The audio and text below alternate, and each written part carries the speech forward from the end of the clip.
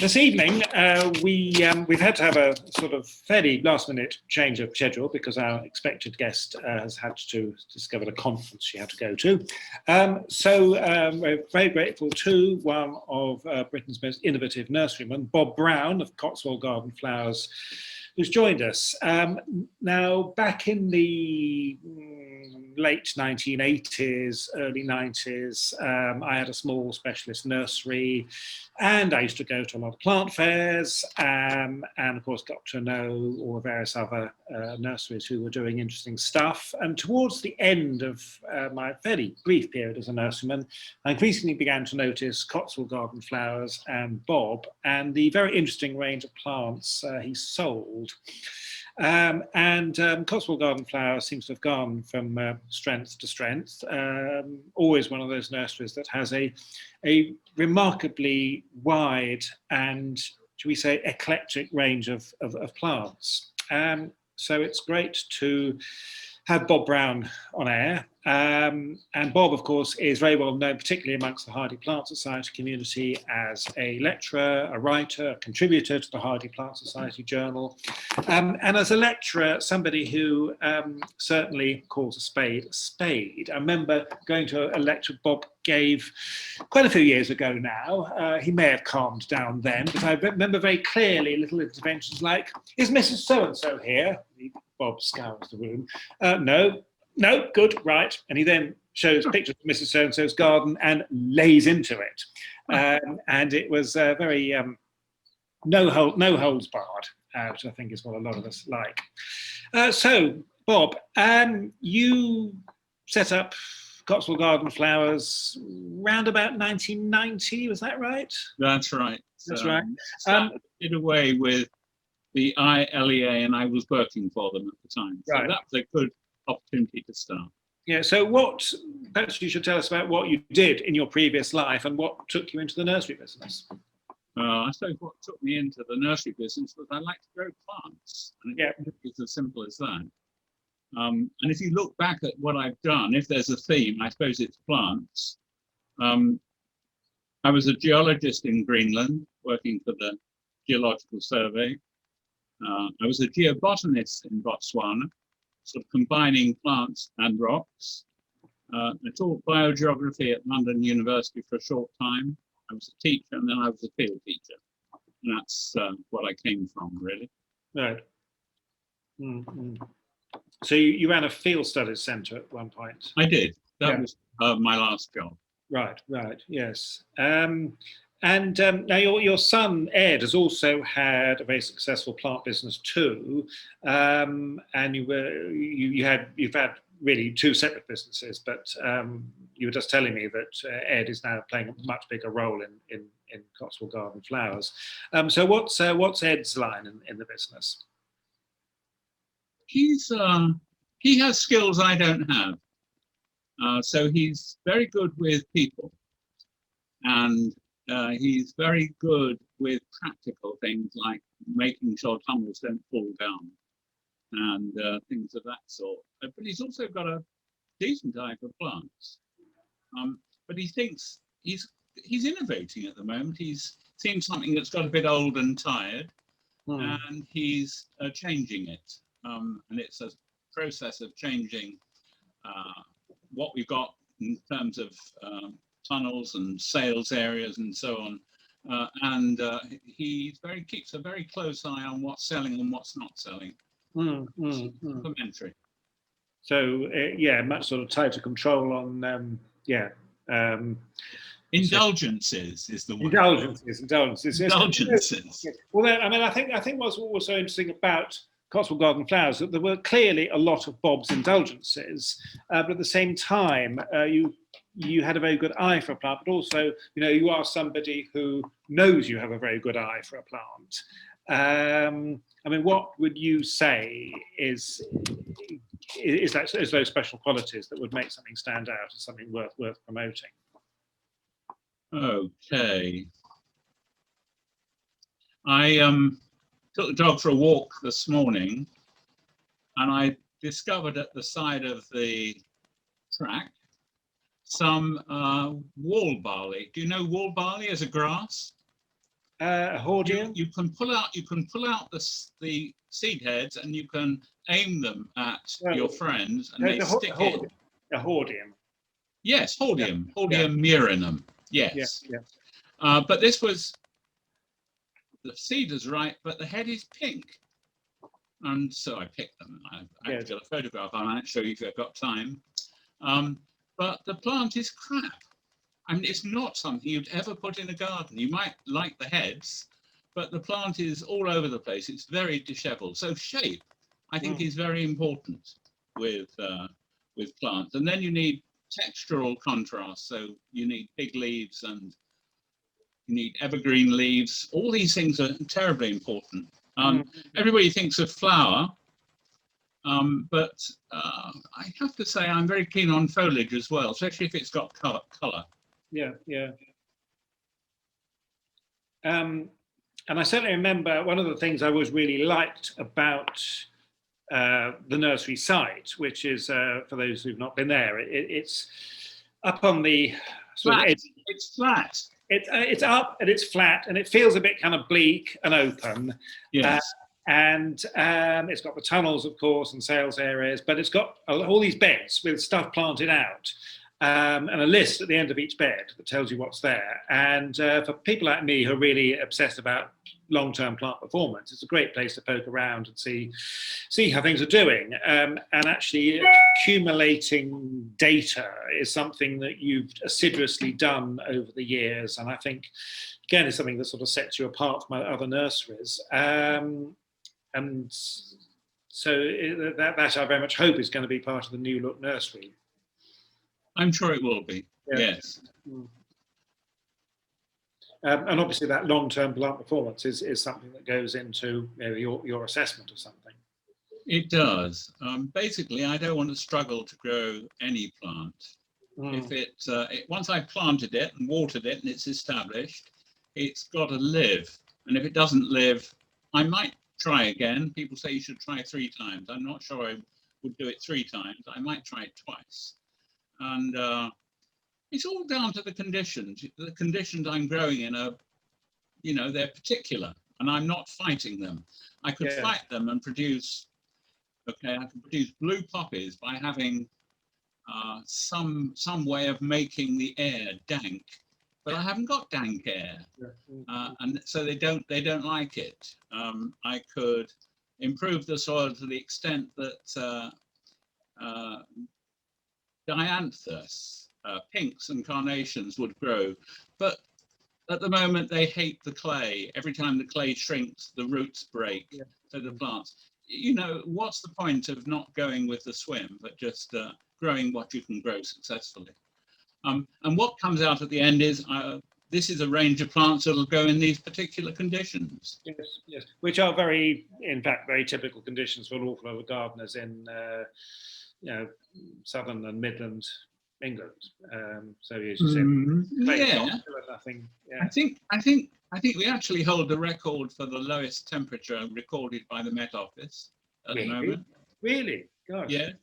And it is very exposed, that nursery. And there are no hedges and trees. And it is very clayey. Yes. And it's not it wasn't improved. That somebody sold the topsoil when I moved in, so it wasn't even topsoil. So not that typical. But if it's a common thing that nurserymen say, if it survives on my nursery, it's going to survive pretty well anywhere else, to be honest. Nurserymen always tell you what's wrong, don't they? Well, good ones do. Yeah, I suppose maybe that distinguishes a nurseryman from a garden centre manager. The garden centre manager doesn't know what's wrong with their plants. And I think but on the subject of say struggling to grow long term and all the rest of it, what interests me, one of the things that's interested me over the years is this sort of that whole group of plants which are short-lived. They are more than biennial, but they're not long-lived perennials. I mean, now I always take Nautia macedonica as the kind of classic example of something that is actually a very rewarding garden plant, but it has a genetically programmed to be short-lived. It's an early succession plant. I mean, what's your attitude towards these things? Well, if they self-seed, that's fine, as long as they're not invasive self-seeders. And Nautia certainly does self-seed. Yeah. I've had a patch of it for 30 years, and it's still going. Gosh. It's spread. It reproduces itself. Yes. But if it's something that's going to need raising, toddling, and planting every 3 or 4 years, I'm not so keen. I don't have annual bedding because I don't want to. I want plants which will look after themselves. That will look after themselves. Yes. Yeah. No, I think that's a definition many people would be happy with. So now, running specialist nurseries, running any nursery is a hugely risky business. And looking back to my days as relatively short-lived as running a nursery, but so many of the other nursery people I used to know doing the plant fairs, they all, so many have gone by the wayside. Cotswold Garden Flowers has thrived, or at least appeared to have thrived. And obviously you do have this good eye for a plant, but there must be many other things as well that's made this a successful business. What do you think they are?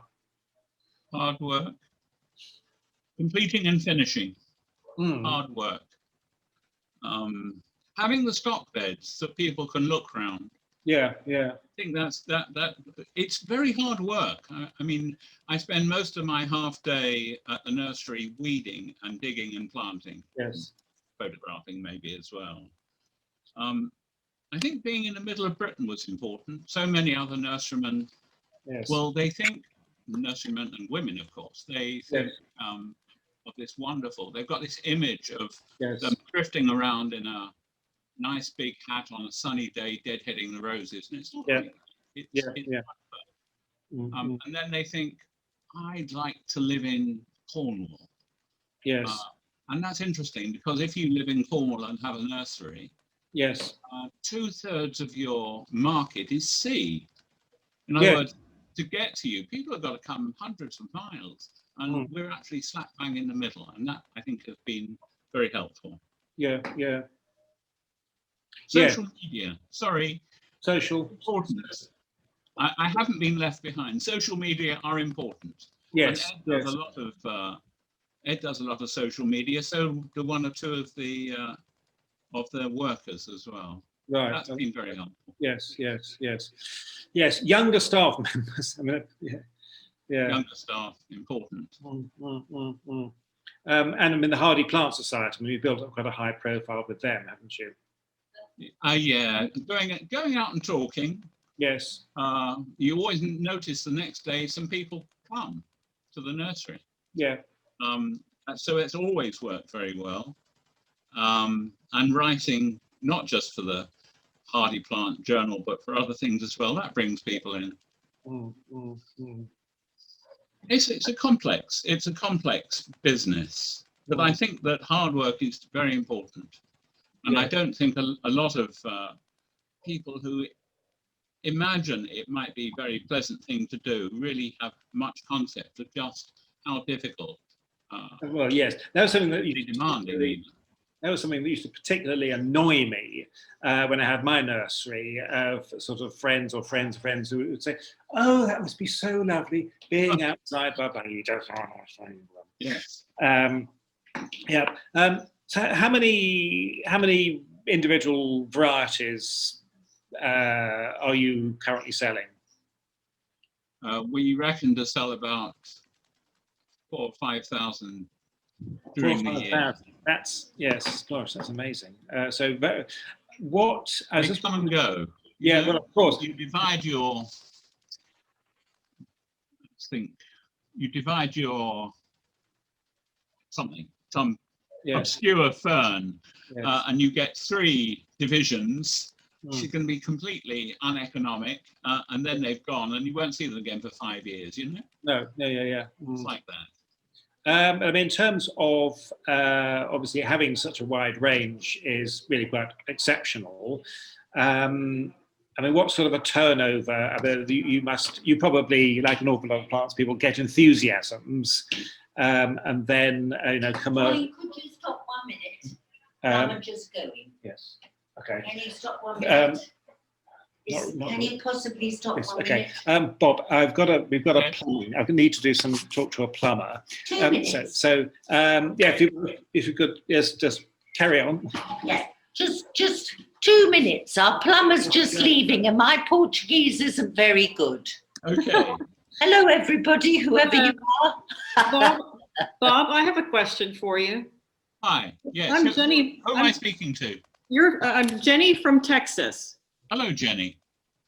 And I've just been out of the swimming pool. I gardened this morning, and I jumped in the pool. That's good. It was a relief from the heat. That's right. But I noticed on your website that you have a section for tea and talks. And Yes. so do you get lots of visitors just coming to have? Yes. I think what we decided, it's a fairly new thing. What's with COVID restrictions, we can open the sides of the tunnel and we can put 20 really spaced out chairs in one of the tunnels and talk, this week, next week. And we've done maybe 10 teas and talks in the last few months. But what I'm beginning to recognize is that we have people who come for the tea and the talk with each other. And they will listen very politely while I rant on I won't go on for that long, but just to entertain them for a bit about some plant or other and waving it round. But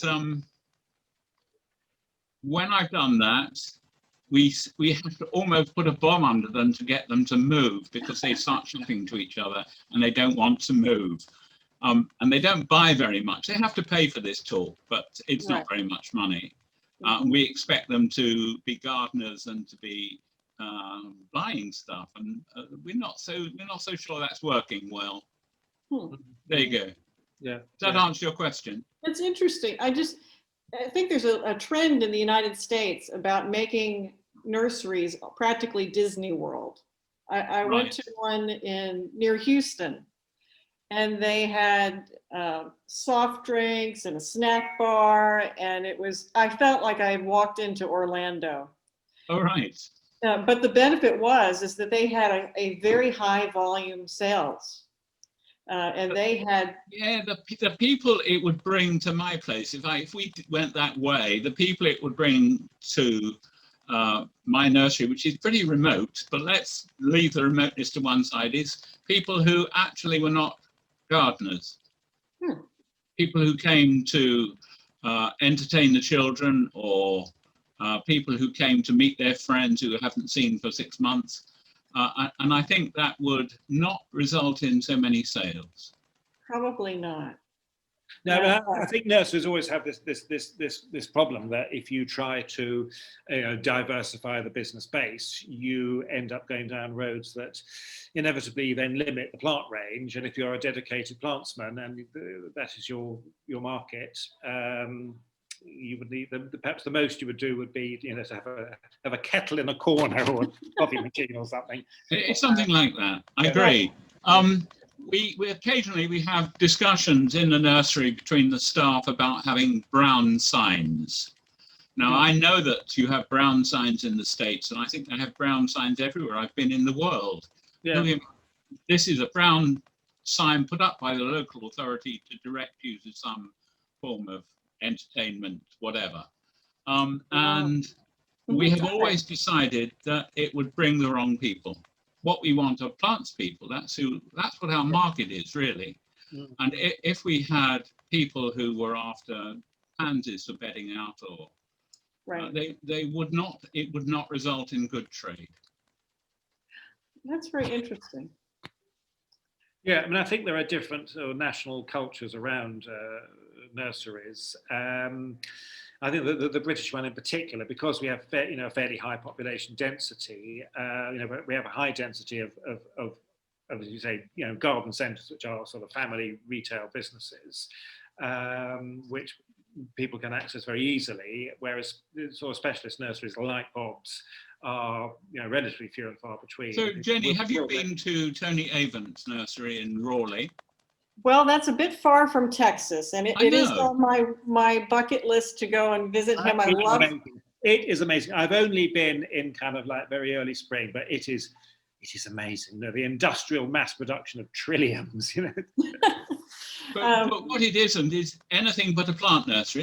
It's a plant nursery. The plant nursery. And I've always, And there are quite a number of good plant nurseries in America which don't cater for the Yeah. masses. Yes, I think. yes.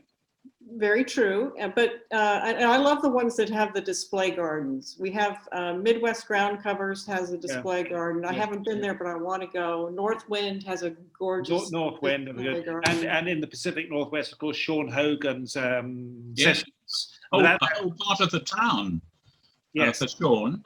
yeah, He's yes. taken over. Mm. You know when you're approaching his district because suddenly the sides of the road change. Yes. But it's such a tough industry. I don't know how people who are independent can stay on with the low margins that.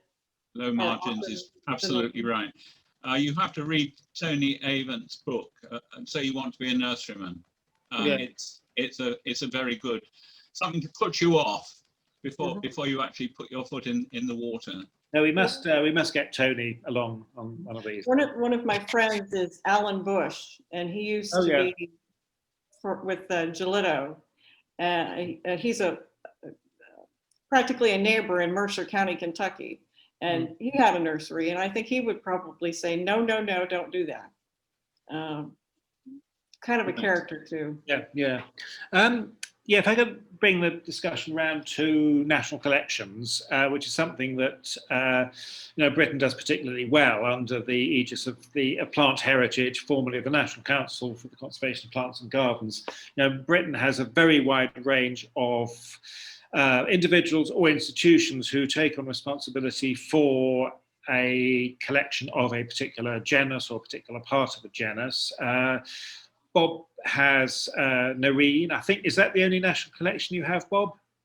No, and No? actually it's Edmund. Edmund has Nerine, or Nerine, whatever you like to say. He also has Sambucus, Oh, right. and he has some fame in Britain as a nerd, a Sambucus nerd. And I used to have Lysimachia. Yes. I used to have, and I must tell you that this Lysimachia collection, national collection, which I might have had for 15 years, Yeah. I only ever had one inquiry Oh, yeah. to look at it, or Yes. to use it to identify something, or anything. Yes. One inquiry, and it was from a researcher from a magazine who wanted her cameraman to come and take photographs, and this was late January. Right. Okay. So I think it's All pretty safe typical of underground. those Yeah, researchers. yeah. There's magazine editors for you.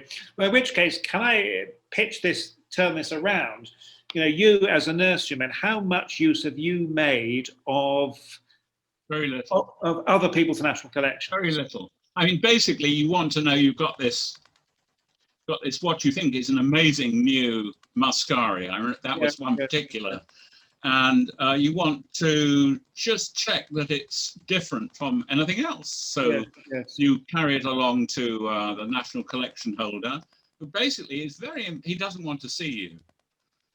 And you realize when you get there why he doesn't want to see you, because the place is such a mess, so neglected. It's a big job looking after a national collection. It is. I mean, I think, and I've met, I suppose the ones I've met have perhaps been the ones who, the good ones maybe, but I certainly have met national collection holders who have been really assiduous in data collection on their plants and are then very disappointed at how little their collections are actually used. And I think perhaps this is part of the failure of the whole system, perhaps, is that it's all very well having all these national collections, but there's that the data they collect or potentially can collect is simply not being disseminated. I would love for some of my plants to be used in breeding programs. Yes. And national collections is where you go looking for. Yes. So Ed is very keen to breed a coloured-leaved ribes, Ribes yeah. sanguineum type. And he's done a lot of breeding and he's got nowhere at all. I've Really? just sold a raspberry, Yes. almost for the first time, collected in Ecuador, which has black fruits. But Yeah. it's actually a breeder who's bought it. It's exciting. It's this week. I've sold a plant which might be used in breeding. Yeah. In general, they're not used. I agree with you. No, no. We're preserving something for posterity, but really to what end, I'm not sure. Yeah, it's an interesting point. We have actually started talking about doing a program about the national collections in a bit, and having a few kind of model collection holders. One of them, I'm sure you know, Fee down in Devon, who has Monarda and Nepeta.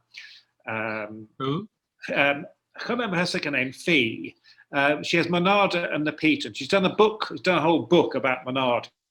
Okay, and a whole website. Okay, so I'm talking earlier about being able to grow some things and not others. Yeah, I can't grow Monardas or Nepetas. No. Nepetas refuse to grow in Really? clay. Absolutely refuse. So Yeah. I don't know about her. Him. No. Sorry. Well, presumably, she's on the edge of Dartmoor. I don't think she is on clay. So now we've talked about nursery customers. My impression of the whole business is it is kind of cyclical. There are times when there seems to be a lot of specialist nurseries, a great deal of interest in plants, and then there's a sort of down cycle, and everyone kind of starts, wailing and gnashing of teeth, and then it all kind of picks up again. I mean, over the course of running the business, you must have seen a number of these cycles. I have. I mean, the first time, an older nurseryman than me, which is these days not possible, said, "Roll on the next depression." He said, "Every time there's a depression, my trade goes up." And I found that to be true. Yes. It's certainly true during this COVID period. Yes, I mean, I think virtually everyone we speak to in the garden business, whether it's garden design or supplying plants or seeds, we have all been just so busy. That really bears that out. What about sort of changes in demographic? I was thinking kind of male-female balance, age. Well, there are more females than males. Was that the case in the beginning, back in the 1980s? Yes, it's always been exactly the same. If you're selling and growing alpines, it's more males than females. Yeah. If you belong to the Cottage Garden Society, I think it's definitely more females than males. Very interesting. And if you're into trees and shrubs, the woodies, then it's more men than women. Yeah. Interesting. Very big and the very small. Yes. I think that the thing I've noticed is that during COVID, we have more 30 to 40-year-olds. They're never young. They're very rarely younger than 30. I've always reckoned that we don't see anybody till they're 50. Yeah. They go on till death. But we have this constant feeding in at the bottom and death at the top. But I think in the last year or so, we've seen more 30 and 40-year-olds, which is good. Very good. I mean, I think that it's not that they're just trying to plant something. They're actually interested in what they're growing, and I think that's wonderful. Yeah, and I said that might be partly a COVID effect, but also I also suspect there's a relationship here with vegetable growing, because that very clearly goes in cycles. And my observations over the years are that a lot of young people tend to get very idealistic about growing vegetables, and in a minority of them will then move on to ornamentals and perennials and get more interested in plants generally. I always say to people, you have to start somewhere. Yes. When I say this to 70-year-old men at a talk I'm giving, they take it as an insult, which is quite right. It's intended as an insult. But some of those 70-year-old men are very good at it. Yeah, yes. Growing vegetables, I mean. Yeah, but I think, my theory is that these cycles of enthusiasm for veg growing then sort of pushes a certain number on into other aspects of well, I think I agree with you. Yeah. And of course, the environmentalism and particularly the whole focus on pollinators, I think, has also been quite an important driver. Yes, Ed had a young horticulturist who was designing a stand for a show for bee, and it's going to have bee attractive plants. Yes. And he said to this young person, you know, you shouldn't do that. Everybody else has done bee attractive plants. Nobody's going to take any notice of your display. The press won't be taking photographs. You won't be interviewed on TV. What you need to design is a wasp-friendly garden. And he then went into why gardeners should be encouraging wasps. And of course, this young woman, she didn't do it. Yeah. And that was that. Yes. Yeah, slightly more problematic there. I think wasps are there sort of don't have quite the same. They have a bit of an image problem there. You've got but you've got to set about changing it. Yes. Like you said about changing some of the preconceptions about groups of plants. When I started, I think phlox were unpopular. Phlox, yeah. You know, there's no reason why they should be unpopular. There's very little reason why they should be unpopular. So you set about working to persuade, and gladiolus. Yes. Gladiolus were incredibly unpopular, but if you work at it, and you're working at not just the public you meet, but the people with influence, then it begins to change. I think you can change passion, is what it is. You presumably then been marketing phlox and gladiolus. Yes, yeah. Of course. Yeah. What could be better than a summer with phlox? The smell. The scent. The scent is quite fantastic. I agree. I agree. Any other genera you feel you've been able to rescue from obscurity or bring back from the depths of being? Yeah, I'm sure lots and lots of things. Well, our experience has been we're too ahead of the game, and Ed would. My son Ed would, he would say this before I would. He says we spend a lot of time working people trying to persuade them that this is a superb new plant maybe. Yes. Or it's a superb old plant, and then nothing happens. And then 3 or 4 years later, it starts, by which time we've lost interest. Yeah. It's actually quite a, there you go. Yeah. So in terms of sources of new plants, which are always, in a way, new plants always really a big part of the business in terms of keeping your customers continually interested. We've got obviously new varieties that emerge. Remember Derry Watkins sales? Yes. Rare and unusual plant sales. And there was a big banner with new, rare and unusual plants for sale on it. Yeah, people are interested. You know, my reaction has always been plants which are new and rare and unusual are new and rare and unusual because they're no bloody good. And it's really quite uncommon to find something that new that is worth growing, to be honest. But I carry on doing it. I carry on. I do it. I'm more circumspect than I used to be because of all the regulations, which actually are not quite as draconian as you were told. So I think seed collecting in most countries is not a problem. Yeah. It is in some. And import of seeds is not a problem. No, yes. Into Britain, at least, at the moment. So I was on, I like to travel by train in Europe. I was on a train in a remote part of the Czech Republic, Czechia, they call it these days. And at the side of this very slow train going through a cutting were some Cirsium rivulare in flower. Yes. You know Cirsium rivulare? Okay, it's it's a thistle that's not vicious. Yes. Okay, it has nice red, purple flower heads. Yeah. And if you're good at it, you can get it to flower from April all the way through to November.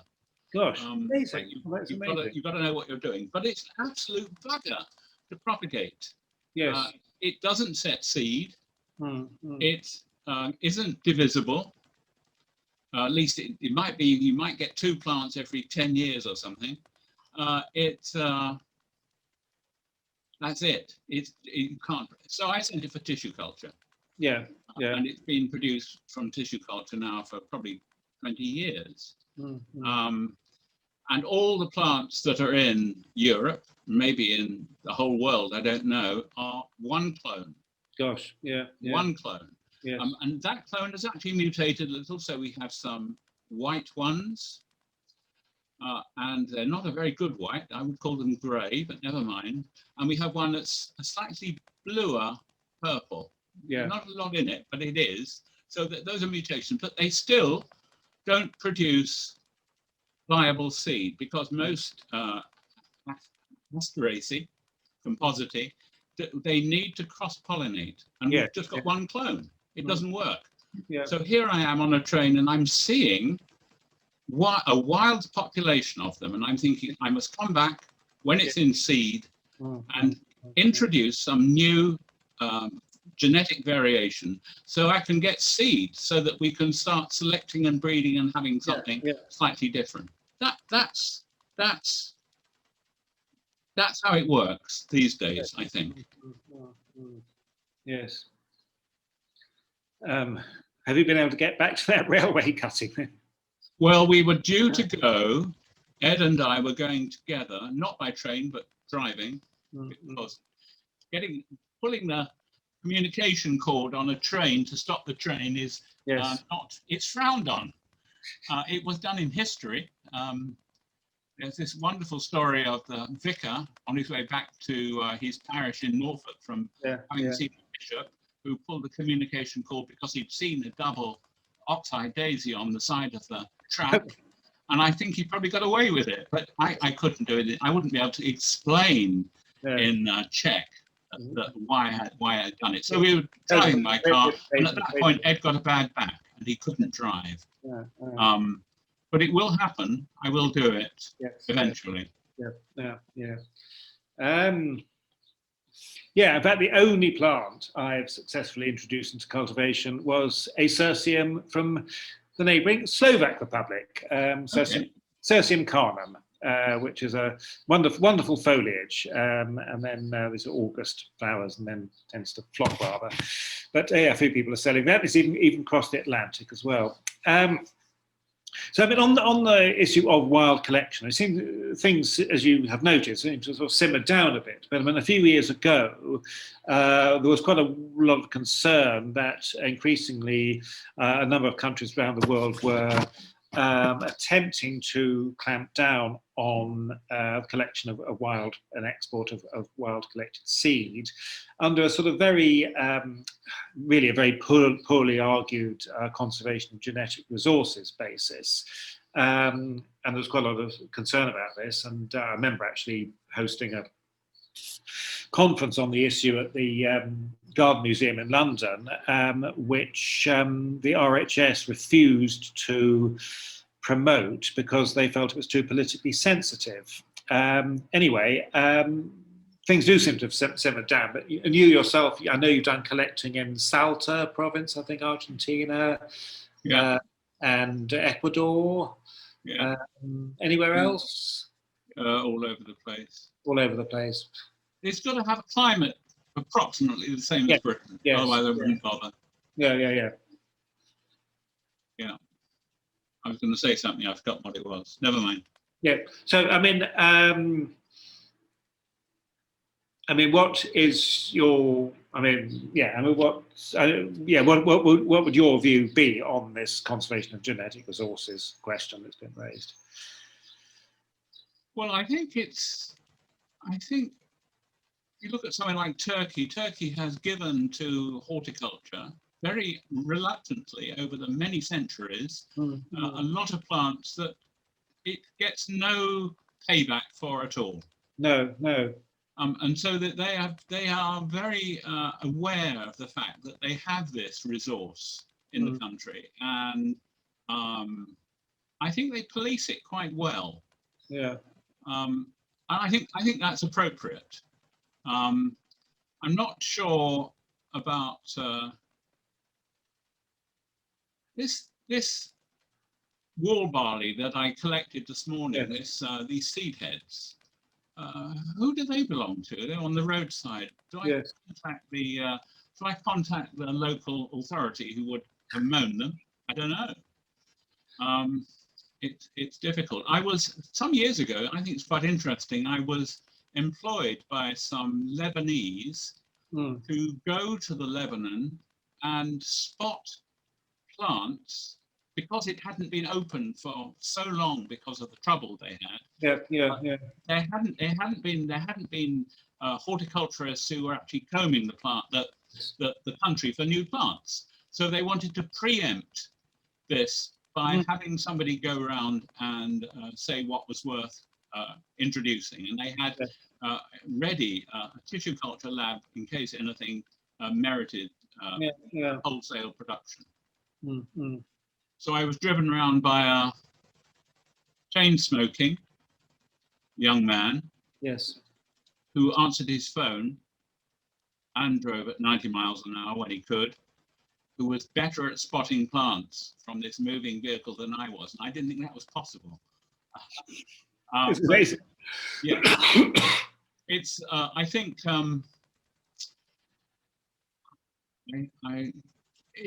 There's nothing. I don't think there's anything left in the world which is really going to cause a revolution in gardens. To be honest, all there is the potential for breeding, maybe. Yeah, it's an interesting perspective. Yes.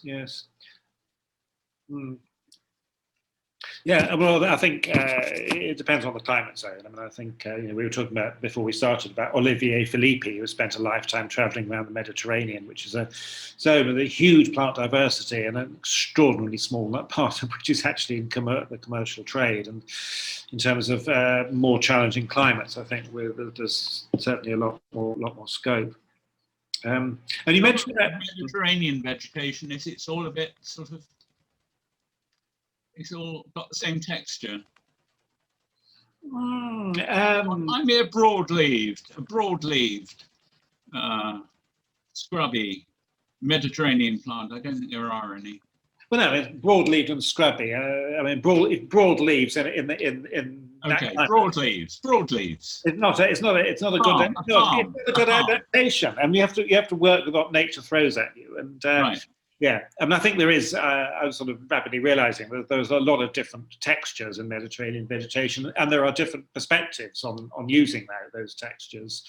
But I mean, I suppose I'm flagging that up is that here is a climate zone where we are trying to develop minimal irrigation horticulture, and we've got to do a hell of a lot of plant collecting to find good, long-lived plants that will survive conditions without watering, because traditionally watering has been so much part of the regime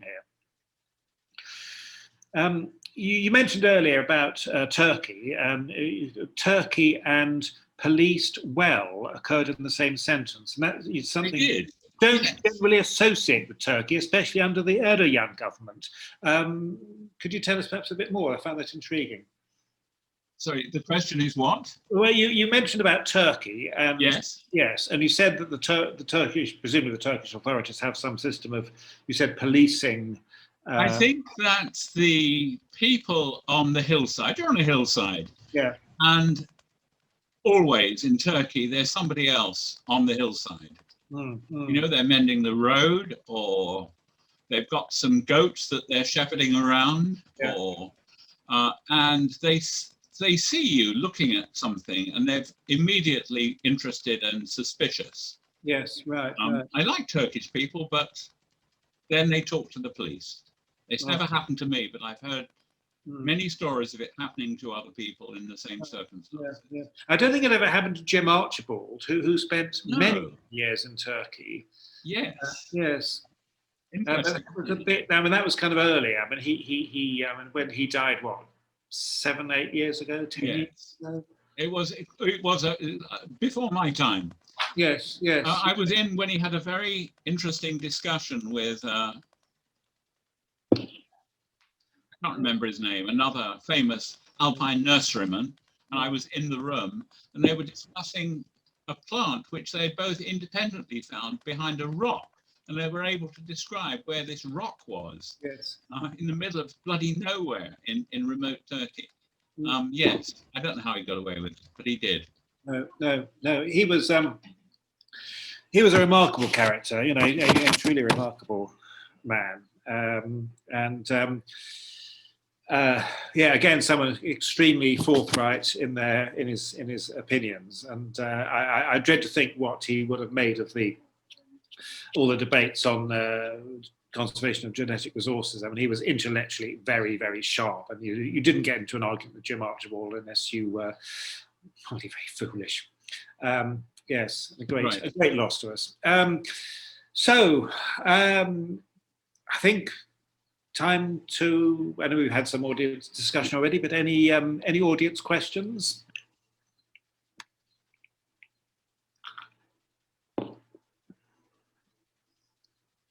Esther, are you? Do you think? I mean, that's an interesting point Bob raised. I mean, that you might have something to say about. You feel there's no. Bob was almost saying that there's not a vast amount to be brought in from the wild. It's all down to plant breeding now. Oh, I'm always hoping there's something really special out there, Bob, somewhere. I'm sure that there's lots of places in the world that people still haven't been, behind some rock or some mountain somewhere. Yeah, I'm not so sure. So what springs to mind is a roadside, actually, on a mountain in northwest Argentina. And there is the most beautiful plant I've ever seen in my life.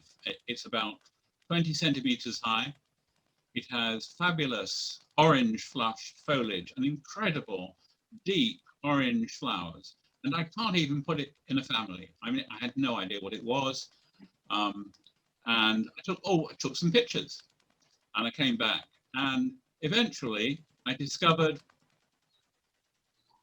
what genus it belonged to. Robert Rolfe, who's an alpinist, was able to point me in the right direction. We worked it out between us. And it's a genus which lies between geraniums and oxalis. So I go back 15 months later when I reckon there might be some seed. I go back to Argentina is a long way. It's a long way. And when you get to Buenos Aires, it's quite a long way up there. So, it's as far from Buenos Aires as remote Romania is from London. Yes, it's a long way. And I get to exactly the same parts because I know which rock it was, just like Jim Archibald did. And the donkeys have eaten the seed. And I always knew it was a possibility I wouldn't get any, but we found some elsewhere. Some distance away. We happened to cross some more plants, and we did get some seed. And I did introduce it into horticulture, and discovered it had lots of good qualities, like you could reproduce it from root cuttings, and it performed very well in a pot, and it just disappeared. It's not a good plant. I mean, it has all these amazing qualities, but it's not a good plant. And I think there are too many. There are lots of plants which I've been very enthusiastic about, which then disappear. And incidentally, I probably made enough money from selling those plants to cover the cost of the plane to go and collect it. In fact, I went with Derry Watkins once. We went to Bulgaria. And on the first evening, we wandered into a cemetery. Always a good place to look for wild plants because they're not grazed. And we collected enough peony seed from that cemetery to pay for the whole trip. Amazing, amazing. Yeah. Yeah, I mean, personally, I feel it's some of the best new plants of the past sort of 20 years have been things we've been actually looking at all the time anyway. Just thinking of Stachys officinalis, which Pete Aldoff has done so much to promote, a British native and an Irish native as well. Is it Bethany? Yes, yes. Okay. It's now called Betonica. That's right, because Stachys is one of those kind of, Yeah. genera, like these are good sort out. Yeah, I mean, it's a nice compact plant. It's got really quite interesting foliage, a really quite exceptional flower colour, relatively late. Kind of how come we didn't notice it before? Or Sanguisorba, and that is a genus. Again, Pete Aldoff has played a big part. It's fashionable.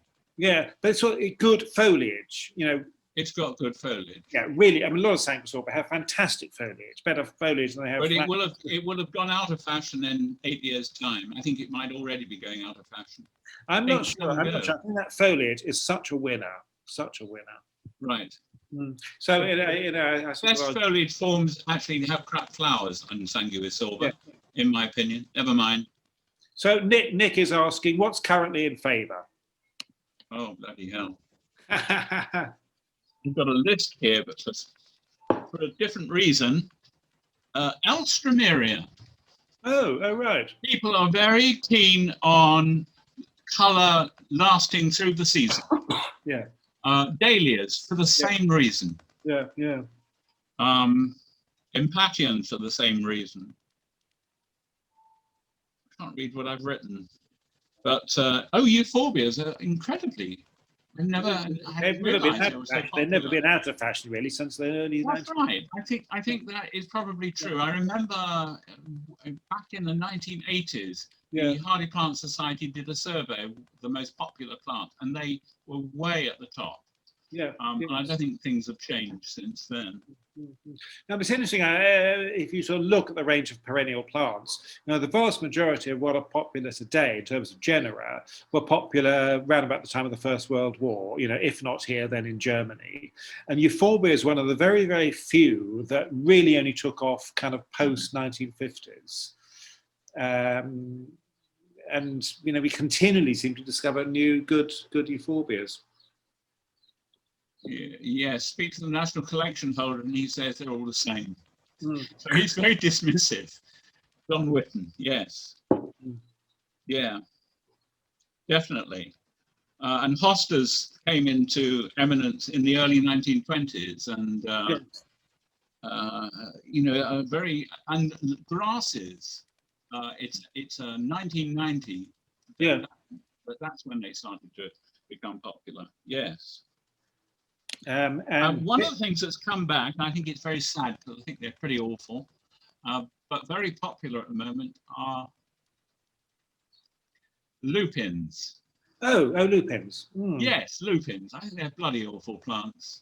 Well, nobody tells you that you can't grow lupines in alkaline soil. Oh, don't they? Oh. You see, I'm getting a different perspective on lupins. Here in Portugal, on our land, we have 3 species wild. Are they shrubby ones or? They're annuals. They're fantastic. And the yellow one in particular, I don't know why no one grows it as a garden plant. It is the most fantastic golden yellow, and it's so easy. How tall? Sort of 30, 40 centimetres. Okay, I want it. It's sold by the stack load as a green manure. Oh, right. And you get these fields that are just hectares and hectares and hectares of the stuff. If somebody wants to put nitrogen into their soil. It's an amazing plant. And you've got this annual one from Texas. Yes, yes. A super colour, but only about 10 centimetres high. Yeah, maybe in Texas it's Jenny's saying the only one she can go. And another question from Jenny, actually, which is a very interesting thing about what do you feel about breeding garden plants to be shortened? She's flagging up Joe Pye weeds, which of course does wonderful things at the kind of 2 to 3.5 metre range. And of course, breeders then getting, that's too tall for most gardens and coming out with kind of 1 metre high ones. What's your feeling about Well, my feeling about breeding for shortness is that most of it goes on because the wholesaler wants to get the maximum amount of Yes. plant on his Danish trolley. Yes. And if it's a tall plant, he can't get them on. No, the tyranny of the Danish trolley. Yes, yes. So it's all down to Jenny, you probably don't know what a Danish trolley, you probably don't have them in Texas. The Danish trolleys are sort of standard way wholesale nurseries trundle their plants around, and they then go onto the lift at the back of the lorry, and they go into the lorry like that. And they, yes, Why on earth are they Danish and not Dutch? I never understood what the Danes have got to do with it. And the Danes have not, I mean, contributed a vast amount to horticulture. Yes, Yes. The other thing is, I've got a photograph from Seaford in Sussex. Yeah. The neighbours of one of my many sisters, and the garden is entirely composed of bun-shaped plants. Bun-shaped plants. They're bun-shaped. All of them are bun. It's like big alpines cover the whole garden, and it's interesting, but it's not. It doesn't work for me. No. I think tall plants are quite important. Yes, Joe Pyeweed is too tall, and yes, it could be shorter, and that would be useful, and that would be quite a leap forward. But there are not many plants that like that, I would say. Yeah. What do you think, Hester? Do you think plants need to get shorter? No, There you go. I like tall plants. Yeah. Anyway, we've had a great talk, Noel, from Jack Wilgoss on the use of taller perennials. Oh, yes. Just fantastic. Yeah. Bob, can I ask you, what's your opinion on these masses of different salvias that have been churned out over the last few years? How interesting you asked me that. Okay, I have what many people would say was an irrational prejudice against salvias. So you're really asking the right or maybe the wrong person. So I think you're talking about hardy ones, aren't you? Things like Jamesiana and microfiller and make little bushes. Greggii. Greggii, yes. Hardier South American ones. The South American? Are we talking about South American? No, I think we're talking about North American ones. Yeah. I think they're all from the dry parts of Texas and Arizona Right. Okay. Yeah. And they make shrubs. And they had a trial of these. Let's call them Greggii microfiller hybrids at Kew. And if you looked at it from a distance, it was just grey. And when you look close up, you never have any impact with these salvias because they flower for ages. They start in April and they really don't finish till December. But you never have more than, it's always 20 centimeters between the flowers. You know, they are too spread out, and they're always too spread out. They had a brief interlude the end of last season, maybe in November, when they actually got slightly better. But in general, there are too many, and they're too, I'm not keen. Everybody is keen. I'm not keen. There are too many of them, and they're not good enough. And if you go to other salvias, they're not hardy enough, at least for me. Go on, Hester, disagree.